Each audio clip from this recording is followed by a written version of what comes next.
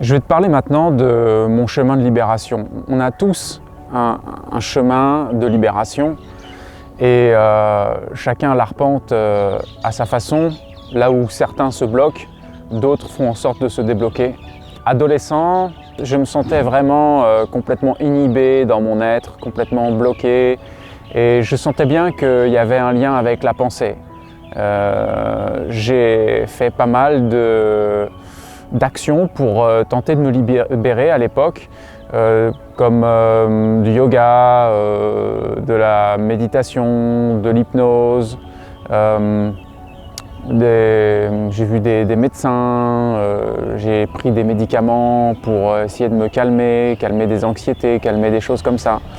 Bref, j'ai fait tout un tas de choses, tout un tas de recherches. Ça n'a pas donné grand-chose en fait, jusqu'au jour où je me suis vraiment rendu compte que moins il y avait de mental entre moi et l'instant présent, mieux je me sentais. C'est-à-dire que là où d'habitude il y avait la nébuleuse mentale, qui était très forte du fait qu'il y avait beaucoup aussi d'émotionnel, eh bien, plus je diminuais cette nébuleuse mentale, plus je me sentais bien. Jusqu'au moment où, à l'âge de 19 ans, j'ai vécu une expérience très intense, sans aucune pensée, et profondément, complètement désidentifié du corps physique et mental. Et à ce moment-là, j'ai vraiment eu l'impression, et ce n'était pas qu'une impression, de me retrouver, quoi, et de vivre une libération incroyable. Et depuis, j'ai suivi le chemin d'un instant sans pensée. J'ai travaillé à diminuer le mental, ce qui n'est pas forcément chose tout à fait naturelle, facile, évidente, mais que j'ai pratiqué. Et de ce fait, j'ai déclenché de plus en plus d'expériences zéro mental absolu. Alors je ne te dis pas qu'il faut absolument passer par ça pour pouvoir se libérer, mais en tout cas moi ça a été mon chemin de libération. Donc j'ai eu des fulgurances de ce que j'appelle le point zéro, d'état dit éveillé.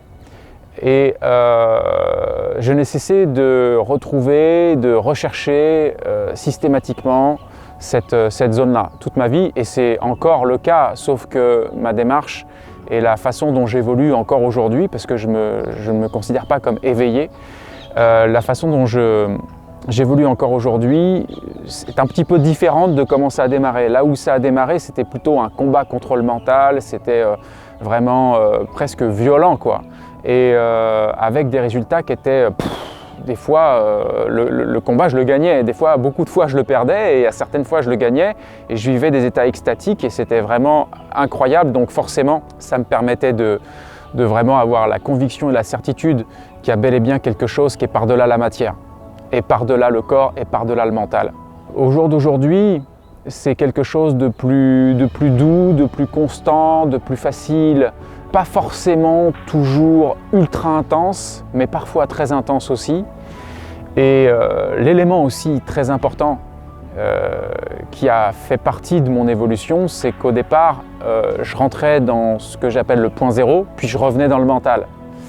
Et même si ça faisait des gros recadrages de vie, des grosses transformations de perception et des changements de système de croyance et des acquis véritables, je revenais dans la nébuleuse mentale qui était quand même sacrément touchée, j'ai envie de dire. Et c'était un petit peu comme aller dans un paradis puis revenir en enfer, quoi, tu vois. Et ce qui m'a beaucoup aidé sur mon chemin, et c'est tout l'intérêt de ce qu'aujourd'hui je véhicule dans le zéro mental aussi, c'est que j'ai rencontré l'hypnose thérapeutique, l'auto-hypnose, et j'ai appris à utiliser le mental, driver le mental, reprogrammer le mental, reprogrammer l'inconscient, reprogrammer les mémoires. Et j'ai pu donc, là où je me sentais incarcéré dans mon mental, comme une matrice, hein, j'ai pu améliorer les conditions de cette incarcération, on peut dire, les conditions de cette prison. J'ai amélioré ma vie intérieure, tout en continuant ce fil conducteur de retrouver systématiquement le point zéro et de me reconnecter à ce que beaucoup vont appeler notre nature véritable. Et c'est ça pour moi, mon chemin de libération. J'ajoute à ça que j'ai aussi des techniques, des pratiques connexes qui m'aident bien.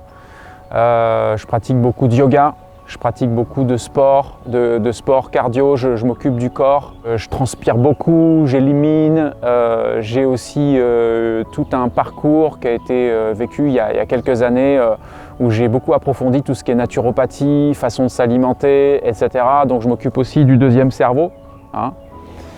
Et tout ça constitue en fait un global qui m'accompagne dans mon chemin, donc avec bien sûr les techniques de respiration, tout ça. Et tous ces éléments sont des véhicules qui me permettent de véritablement, je ne voudrais pas te dire évoluer, parce que en fait quand on cherche la réalisation, on se rend compte sur le chemin du moins, peut-être pas tout de suite, mais sur le chemin, qu'il n'y a pas de chemin justement, que le chemin n'existe pas et qu'il y a un espace de libération et tout le reste, c'est que des croyances illusoires qui t'hypnotisent. Voilà pourquoi aussi le mental est le plus grand hypnotiseur de tous les temps et qu'en comprenant comment t'en déshypnotiser, tu pourras également mieux le diriger. Alors pour continuer de suivre tout ce que je vais te communiquer, tout ce que le zéro mental peut t'apporter, je t'invite à t'inscrire. Si tu es sur YouTube, tu cliques sur s'abonner, tu cliques sur la petite cloche pour bien recevoir tout ça. Si tu es sur Facebook, tu peux cliquer sur le lien en question et puis aller sur notre site internet, t'inscrire sur notre liste, recevoir nos documents sur la déshypnose, le modèle H qui explique le principe entre hypnose et déshypnose, cette nouvelle lecture de l'hypnose. Tu peux télécharger également gratuitement notre livre sur les croyances et la transformation, qui s'adresse à tous ceux qui plafonnent sur leur chemin et qui se demandent pour d'autres si il est vraiment possible de changer simplement, rapidement et facilement.